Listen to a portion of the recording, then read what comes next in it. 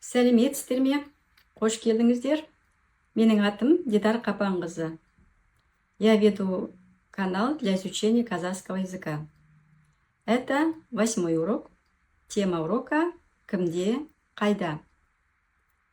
Это значит, мы учимся отвечать на вопрос «У кого, где?». Как обычно, вначале хочу предложить фразы, которые часто встречаются. Слушаем и повторяем. Рұқсат па? Рұқсат па? Рұқсат етіңіз. Рұқсат етіңіз. Рұқсат. Рұқсат. Бола ма? Бола ма? Болады. Болады. Болмайды.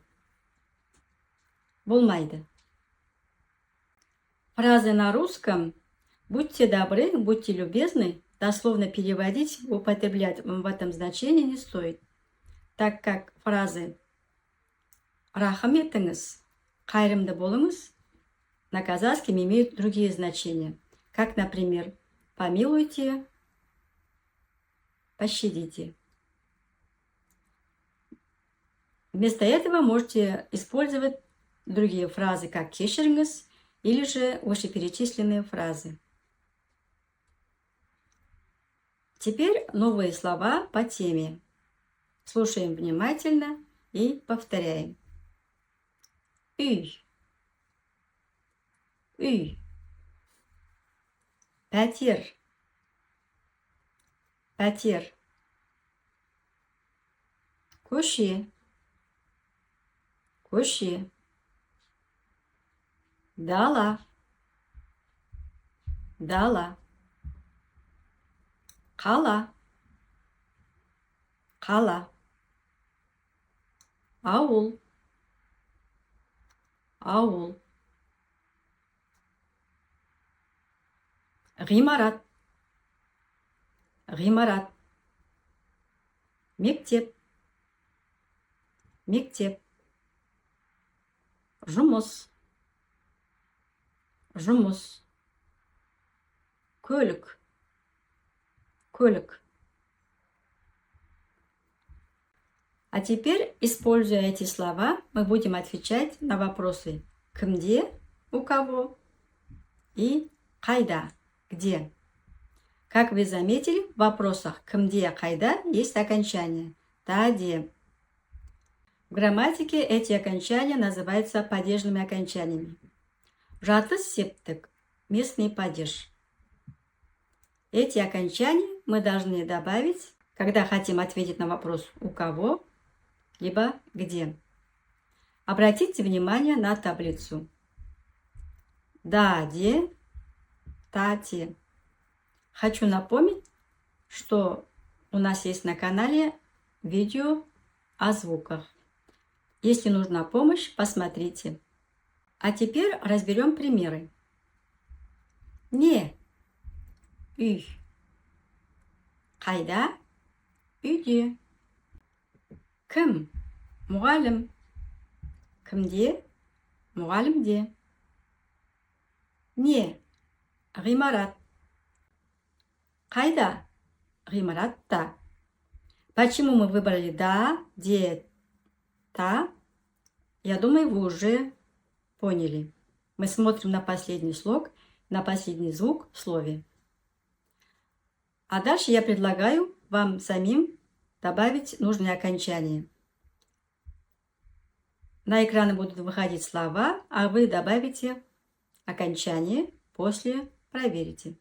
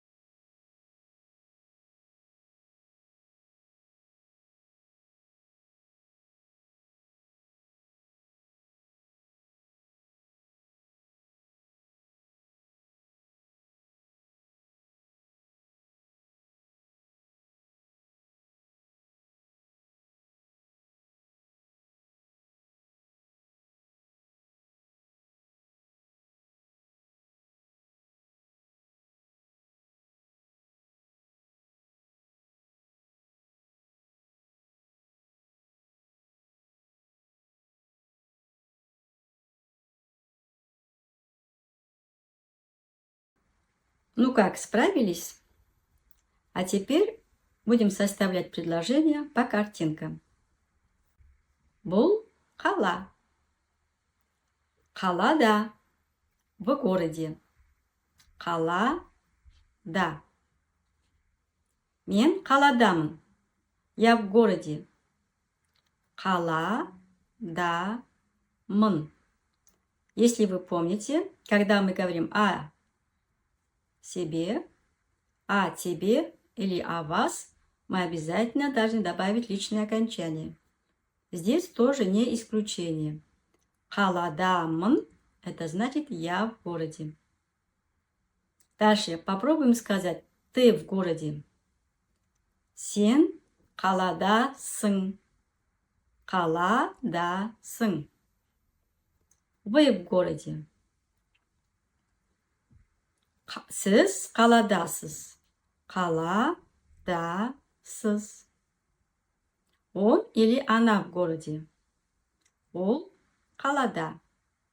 Третье лицо не имеет окончания. Еще примеры.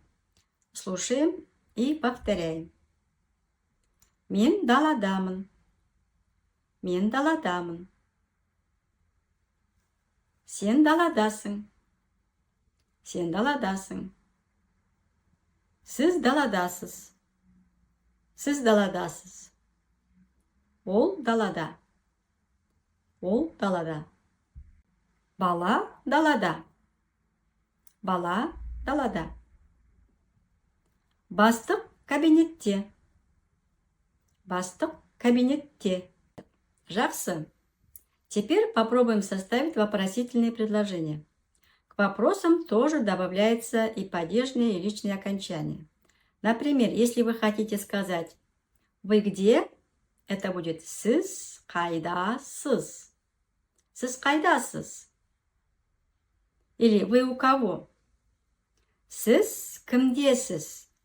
«Сіз кімдесіз?». Прочитайте следующие примеры и прослушайте их. Сен қайдасың? Мен дәрігердемін. Сен дәрігердесің бе?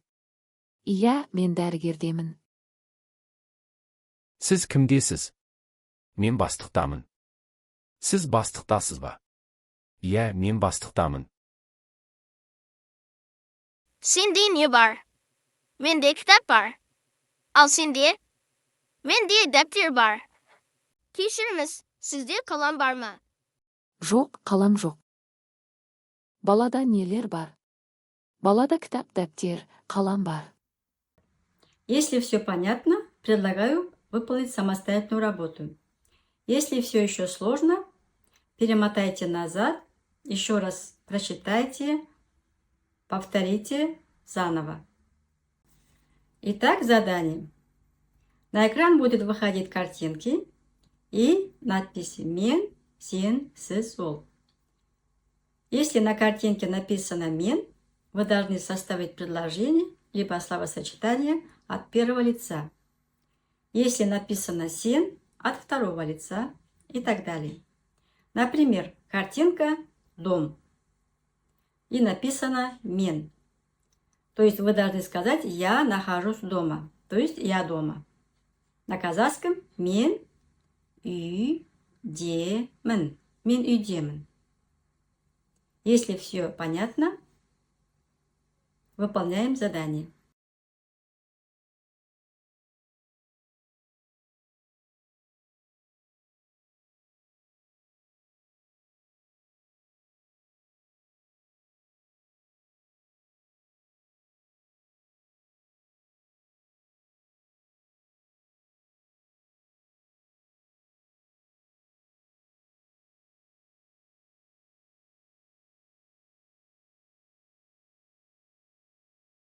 Будем ждать ваших ответов. Продолжение этой темы можете посмотреть на 9 уроке. А я заканчиваю урок. Жду вас в следующем занятии. Назарларыңызға рахмет. Сау болыңыздар.